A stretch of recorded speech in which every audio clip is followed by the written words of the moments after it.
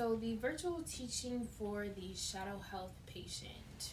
The term myocardial infarction refers to the destruction of heart muscle from lack of oxygenated blood supply. The most common cause of this obstruction is atherosclerosis. Atherosclerosis is the gradual buildup of plaque inside the wall of the artery. Rupture or dislodging of this plaque results in thrombus formation. A thrombus would essentially be a blood clot, which could obstruct or stop the coronary artery flow. Death of heart muscle would be the eventual outcome of the obstruction of blood flow. Heart muscle damaged by inadequate blood flow supply cannot maintain normal cardiac function, which results in decreased cardiac output and the systemic symptoms associated with MI, such as chest pain and poor perfusion. Contributing risk factors for heart disease and myocardial infarction include cigarette smoking, high low-density lipoprotein, type 2 diabetes, elevated adrenaline, obesity, inactivity, and hypertension.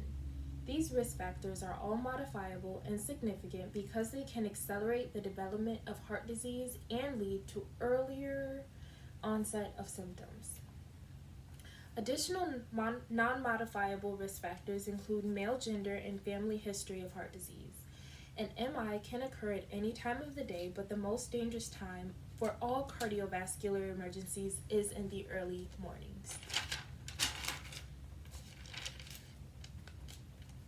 This includes not only MI, but also sudden cardiac death, rupture of an aortic aneurysm, pulmonary embolism, and stroke.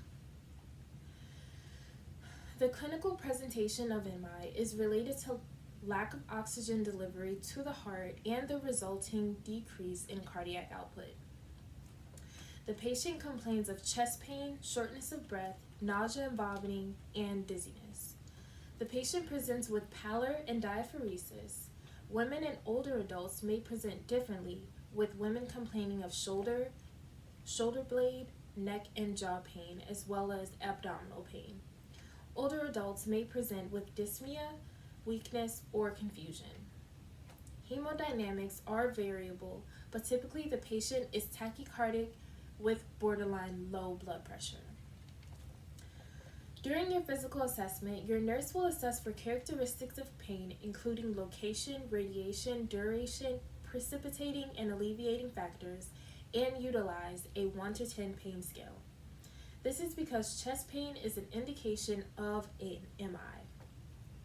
Continued or changing pain characteristics can be indicative of a worsening condition. Your nurse may ask questions such as, can you describe your pain?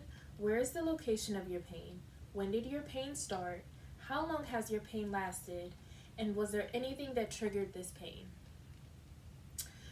The nurse will also be assessing your skin color, temperature, peripheral pulses, and diaphoresis. Decreased pulses and cold and clammy, pale skin are signs of inadequate tissue perfusion and inadequate cardiac output. Activation of the sympathetic system with low cardiac output will stimulate diaphoresis. Your nurse will also monitor your breath sounds and continuous oxygen saturation. Decreasing saturation may indicate pulmonary complications. Diminished or unilateral absent breath sounds may indicate pleural effusions and pneumothorax. Once a diagnosis of MI is made, immediate patient management involves maximizing oxygenation and administration of medications to control pain, dilate the coronaries, prevent clots, and decrease myocardial workload. Care then involves therapies to increase blood flow to cardiac tissue or reperfusion therapy. Regarding patient education, it is important for the patient to immediately report signs and symptoms of MI, such as chest pain or chest discomfort or increased shortness of breath.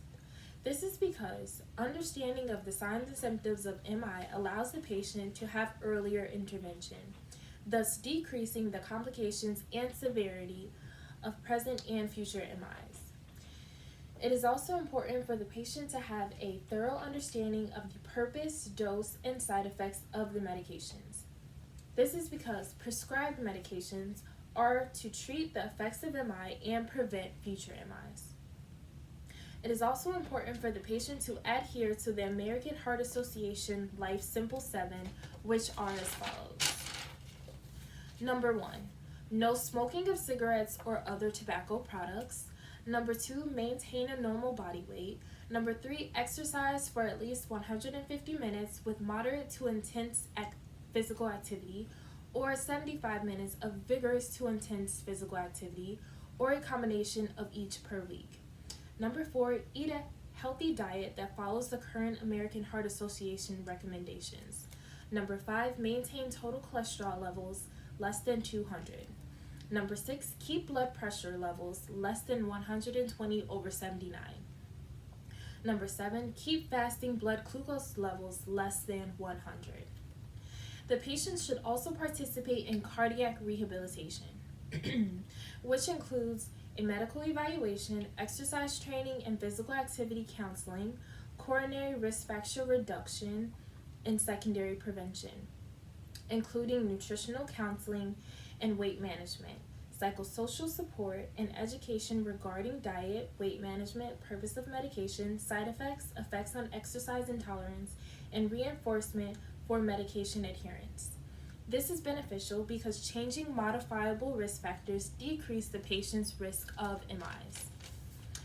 A well-managed patient is free of pain and has normal vital signs with improved SpO2. Signs of decreased perfusion from inadequate pulses and decreased urine output are resolving.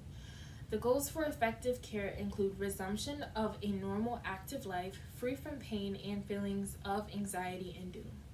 Myocardial infarction survivors can reduce their risk for repeated MIs through secondary prevention measures such as Life Simple 7.